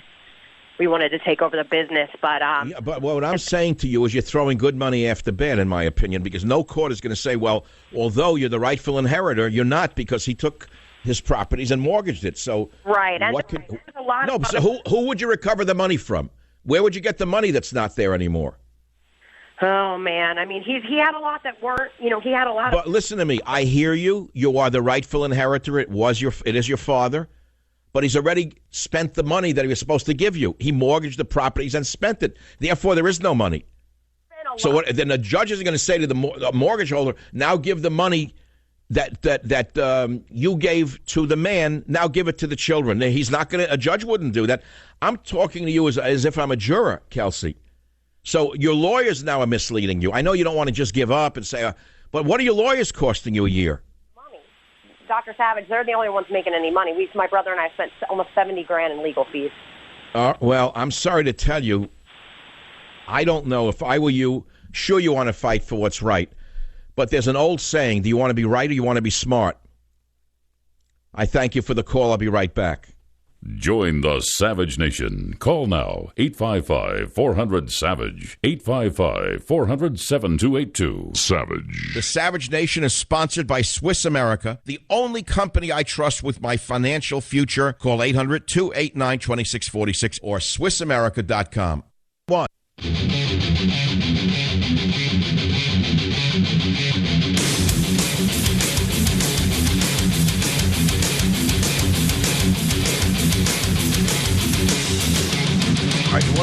about a world upside down and irrationality? Today is International Yoga Day. You hear? Wonderful. When is Yogurt Day? I must have missed the strawberry. I missed the Yogurt Day. Astounding. Well, I'm declaring today International Talk Radio Day. And put that on the calendar. Borders, language, culture. I need the Savage Army to buy or give away copies of Trump's War. It's now or never to save our agenda. I tweeted that this morning. Now, what I tweeted before that was Pelosi's Patsy loses Georgia. Trump wins mandate again. That got an enormous hit. Yesterday was stop warmongering with Russia. That got enormous response. Yesterday was more troops to Afghanistan, provoking war with Russia and Syria. Why is Trump permitting the military-industrial complex to run wild? Which brings us right back to my relaunch of Trump's War, because there's a chapter, Trump's War Against the War Machine. Well, apparently they're running the country. He isn't. And then we were talking about Jared Kushner as peacemaker. I'm very nervous about it for three reasons. One, because he's not elected. All right, I understand special envoys are unelected positions. They've used other people. But generally you use someone with political stature who has been elected by a constituency so that when you're negotiating with both sides, they say at least he's going to go back and he has some power in the Senate. Where is Jared Kushner's base? What's his base? What is his power base? The whole thing doesn't make sense to me, and I don't understand what they're thinking by sending him there. I wish him the best. I'm sure he has the best intentions in mind. But what is the point of all of this? Okay, let's take the callers and see what you have to say about that. NTW, Jerry in Virginia, fire away. What do you think about Kushner as envoy? Well, you're absolutely right, Dr. Savage. This is Dr. Gary. I've been an ardent listener for a long time. What you had to say about Israel is 100% correct. I don't understand what's going on with this guy Kushner. I can tell you that Trump means well. I can also tell you that I never understood why both my parents who were from Germany, they both escaped Nazi Germany, could never understand why they were anti-Zionists, but fully get it now. I don't think there's any solution there, and what Kushner's trying to do is wrong. I also want to speak to you about your health. I'm very concerned about helping you with your health, and this is a great call. It's an omnibus call. Okay, tell me about my health fast. That's the one I'm really interested in. What's wrong with my health? Prostate health. I have things that I've patented. I'm a registered patent. Wait, there's nothing wrong with my prostate. I have very low PSA. PSA is low, so that's good. And you're also concerned, I guess, about blood sugar. So I have stuff that can help there as well. Nah, I just had a diabetes test. I have nothing, no problems. Good. I had a colonoscopy that came away clear. I mean, I've got to tell you that, knock wood, no problems right now. So I don't really worry about it. My view of health, if you want me to go down that road, which I didn't intend to do, has changed over the last 30 years. I was a big proponent in the beginning of very strict dieting. When I say dieting, I mean absolutely low cholesterol, low saturated fat, no sugar, and I still adhere to that to a 90th percentile. I believe sugar is the number one cause of disease in America, not fat. I think they have that upside down. What do you think? 100% correct. Inflammation. Inflammation is what causes every single disease that's out there, and sugar is a big reason for it. Absolutely, and I never, ever eat dessert. Never. Without exception, for all my years since I'm a child, I won't eat dessert, with one exception when I had the ice cream summit with Donald Trump. Say that, yeah. Well, he wants you to last 25 years. We need you another 125 years to straighten out what's going on in this country. That's very nice. Well, Doctor, I appreciate that call. I'm glad you care about me and think about me. I'm going to come back at 34 after the hour, and we are going to talk about Pelosi's Patsy losing Georgia, and that it is a mandate for Trump, but now the work begins. You have to remind him why he was elected. He's probably forgotten it because all of the men around him. You got to remember that there is a mandate that we wrote. Join the Savage Nation. Call now, 855-400-SAVAGE.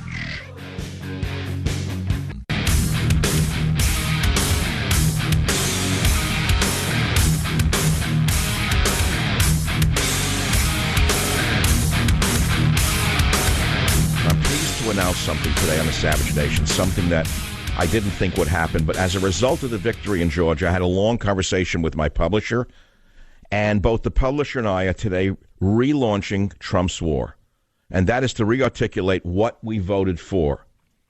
This is a specific book, not a generic book. This book is not about bashing liberals. That's been done for 25 straight years. And the reason I'm asking you, as my audience, as my loyalists, as my army, to go out and take out your copy of Trump's War, brush it off, dust it off, take it to work. Don't be afraid of the Democrats. You're protected by the American legal system. Bring it to work. Put it on your desk. Give it to an undecided. But most importantly, would you please give a copy of Trump's War to those who voted for Trump and walked away from him over the last several months? Trump's War is more important now than ever before. The Georgia special election proves we were right, that America wants real change. And by the way, Trump's War is the only roadmap on the market. None exist but this book. And we need to remind those in charge what they were voted in on, what the platform is, what's Trump's war about. Okay? This is our agenda. What parts of Trump's war is the president implementing? What parts is he doing the opposite of? Who is preventing the president from fighting this war, our war, on our terms? There are many things to talk about. Very proud to announce again that we are relaunching Trump's War today to rearticulate what we voted for. It is the only book available right now and in the near future that will remind you what this revolution is about. Anyone can bash liberals. It's an old story. It's been done for 25 years. Liberals are bad, conservatives are good. We all know that. But it's an old message. The world is at war. We woke up this morning after reading that another Muslim in Belgium yesterday, suicide vest, did his Allah Akbar dance. Thank God they shot him dead and didn't bring him to justice. He got his justice. I'm sure he's enjoying his virgins. Now, this morning we read that a Muslim stabbed a cop in the neck at an airport in Michigan, screaming Allahu Akbar. But again, don't tell that to the girls at CNN. They don't want to know it's related to a certain, let us say, philosophy and political system. Mainstream media continues to bury and deny the fact that radical Islam has been at war with the West for quite a long time and that all of our lives are in danger. Now, many of you have listened to my radio show over the years. You know that I've recognized this from the day I began in radio over 20 years ago. I have written about it. I have talked about it. Some of our presidents do understand it. Unfortunately, most of the phonies in the media, the cowards, the fake pacifists, are in denial. Deny, deny, deny. Andy Cooper puts his neck in the ground like an ostrich. And they put us all at risk. What do you think it's going to take to awaken America to the danger we are in, to stop the flood of, and I'll say it, I will say it, the flood of Muslims from coming into this country, as Donald Trump said he would do during the campaign? Yes, I am singling out a specific group of people amongst whom there is an inordinate amount of individuals who are either radicalized before they get here or become radical once they are here. What did Trump say he would do? He would ban Muslim immigration, quote, until we can figure this thing out. It's in Trump's war. It's not only his battle for America, it's your battle for America. And as I said to you, when the book came out, it went right to #1 on the New York Times list, despite the fact that I did almost no media. Nobody would have me on with this message. But you did it. Many of you went out and bought multiple copies, and I need you. The Savage Army was just ennobled, well, yesterday with the special election in Georgia, where the Democrats poured in an inordinate, unheard of amount of money to run an unknown candidate against a Republican, thinking that this unknown stooge would win. Well, Pelosi's stooge lost. Pelosi's stooge lost by a large margin.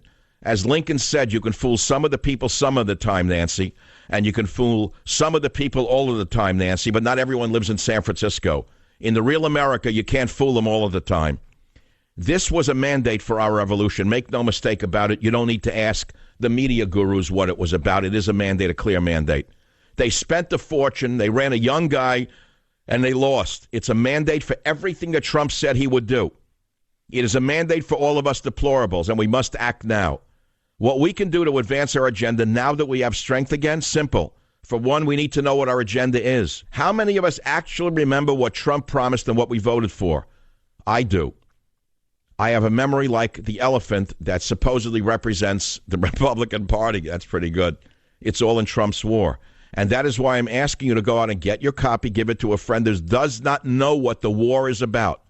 If you don't want to buy another copy, Send your copy to a family member who is a liberal or an undecided.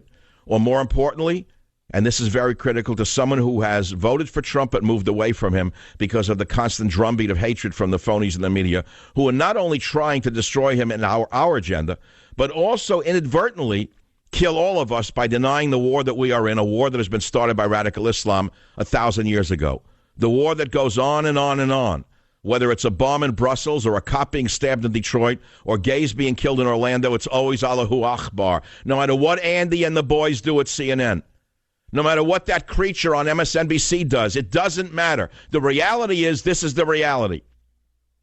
What is it going to take to awaken the world? Well, you are the Savage Army. You are the trumpets. You are an individual trumpet.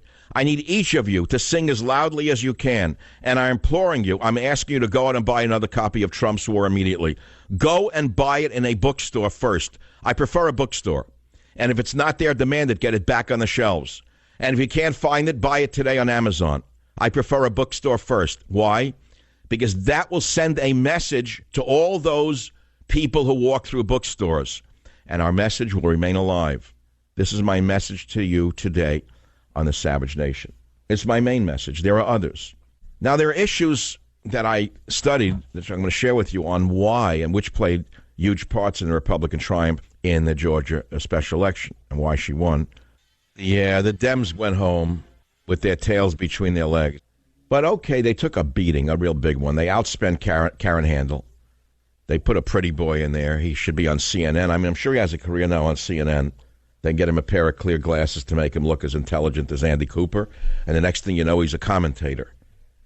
They lost, though. And it is a mandate on Trump. It is a mandate. John Giese of Newsmax studied it, and he said Planned Parenthood played a huge part. So don't think the abortion issue is dead. You know, from sandals to scandals in 2 generations is what I'm really interested in. I read today that Kirk Douglas's grandson, it's actually a sad story, Cameron Douglas. He's the son of actor Michael Douglas. Now, I love the acting of Kirk, the grandfather, who's 101. I like the acting of Michael Douglas, great actor. And look, it's sad. It's nothing to gloat about. Cameron Douglas, it could happen to any of us, grandson of the father who started the whole deal, violated the terms of his probation after being released from federal custody in March. He learned that the kid, Cameron Douglas, he's 38, had his 5-year drug sentence extended in 2011 after he was caught with drugs in prison, was caught with marijuana in his system in April. All right, I'm not going to go into this. I'm not going to throw the book at him. He's a heroin-addicted son of the Oscar-winning actor. It happens in a lot of families.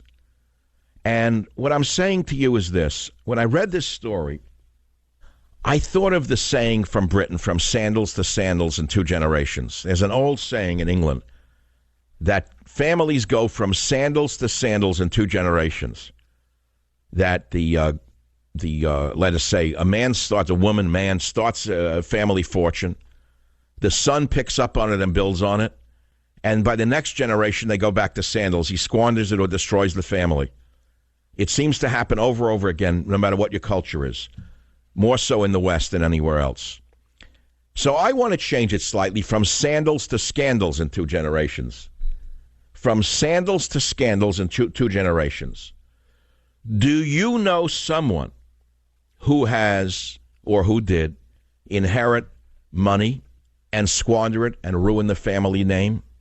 There used to be a thing called a family name. I don't know if that still exists. I still believe in it. I'm very lucky so far. I have great children. But we don't know what comes down the line. I mean, I'm not trying to throw an onus on things, but I'm asking you a question. It's nothing to gloat about. Are you yourself one of them? Did you destroy your family? Even though you were given an inheritance, how did you screw up? There are others. The fact that Muslims stabbed a cop at a Michigan airport screaming Allahu Akbar, and they're not reporting it in the media. We're in danger here. The number one issue, by the way, to most Americans is not the economy, it's national security. That's what Trump ran on. Number one, build a wall, stop the flood coming in from Mexico. I'll say it again. Number two, ban Muslims. That was his campaign. That's a factor. I wouldn't say it. That's why I wrote Trump's War, to remind all of you what the national plan is, the battle plan is. And no one has defined what America is better than I have, which is defined by borders, language, and culture. There's no better definition. Can you think of a simpler and more clear description of what defines a nation or how a nation is defined? Oh, anyone could write paragraphs and sentences that you'll never remember.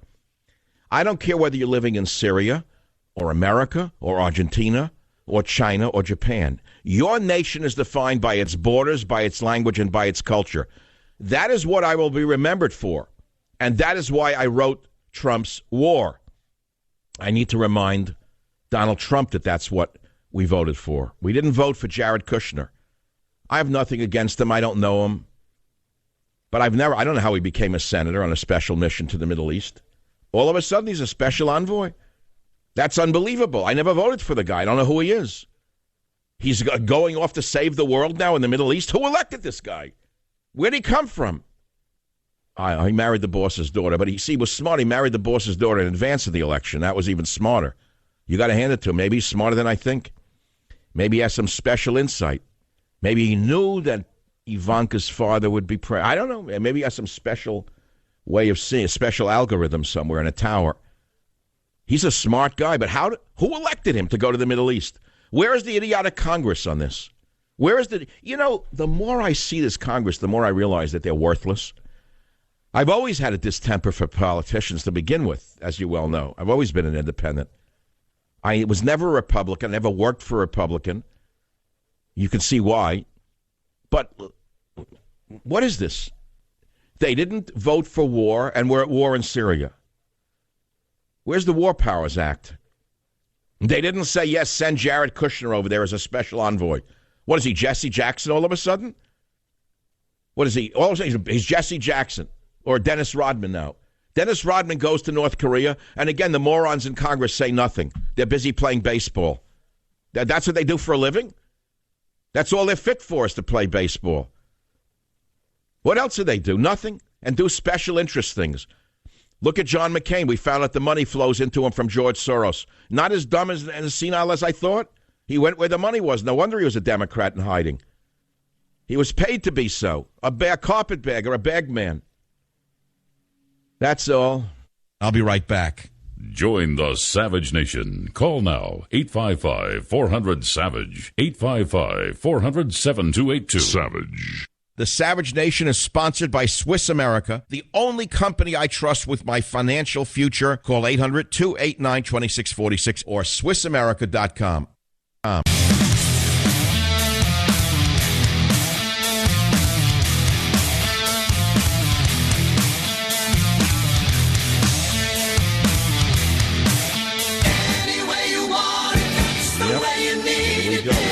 Final segment. I love this show. I want you to read my mind. I heard it last night at a mall. I didn't remember to write it down. Welcome back to the show. So it's been a long day. It was like a hard day's night today, but I feel invigorated from today. We won yesterday. I want you to be very cautious. Please listen to me carefully. The religion of peace is what we're talking about. Another attack today by a practitioner of the religion of peace. Now, this is not to indict all practitioners of the religion, but if we don't say what needs to be said, we put ourselves at risk and our children at risk. ISIS has just urged attacks around the world on Ramadan's holiest day, the night of power. Do you know what your friends did the last time this happened, last year when the night of power fell on July 2nd? A message pushing for calamity everywhere for the non-believers was delivered by the very same group of ISIS. That night, there was a surge of deadly terror attacks. ISIS operatives plunged into a foreigner-frequented restaurant in Bangladesh, hacked 20 people to death in the name of peace. It's a religion of pieces to them. And they only killed those who were not able to recite verses from the Quran. Am I telling you to get a Quran and study it? I'm telling you to get a gun or not go into places where they can get you. On that very same day, ISIS killers blew up a truck bomb in a Baghdad shopping district, killed 200 human beings. Well, now they're calling for more of it. They sent out a message, wake up, the war is starting. The jihadists are everywhere. I want you to be very vigilant. They have a world vision. Do you have a world vision? Their world vision is to beat you into fear and submission and convert you to Islam. That's what this is about. You see, this has not been articulated by the DHS or the FBI. You have to understand the enemy, or you're never going to protect yourself or defeat the enemy. They actually have a mission. Who are you going to listen to? John McCain on this issue? A stooge of George Soros? Lindsey Graham you want to listen to? The Republicans? You better listen to your own good sense. So far during Ramadan this year, another holy holiday, when do people kill in the name of Christmas? Have you seen anyone go on mass slaughter in the name of Passover? Or in the name of a Buddhist holiday? What is this insanity that we're living through here? A dozen Muslim terror attacks so far this year during the religious holiday of Ramadan. You hear a religion holiday? A religious holiday like this? 31 dead in a Baghdad ice cream parlor. How many children were blown to pieces? A truck explosion in Kabul killed 150 human beings. An attack in Iran's parliament, Ayatollah Khamenei's shrine, left 12 dead. 8 lives in a London Bridge rampage, all in the name of peace. This is all about a religious war against the world. And if you don't think this is terrorism, then become a Democrat and vote for Nancy Pelosi. So their cries for violence are getting louder and stronger. They're getting more and more desperate. And if you think it can't happen here, my friends, I wish you were right. I implore you at the end of the show today to do one thing. I want you to get out your copy of Trump's War. I want you to buy a copy. I want you to give a copy away if you own a copy. We've relaunched this book today because the number one chapter for today is Trump's war to restore the military and Trump's war against the war machine. We need a stronger military, but more importantly, we need a stronger mentality in this country. I wish the deep state that's trying to undermine Trump would instead focus on the real enemies of civilization. That is our battle plan. Trump's war, his battle for America, is your battle for America. Thank you for listening, and good night.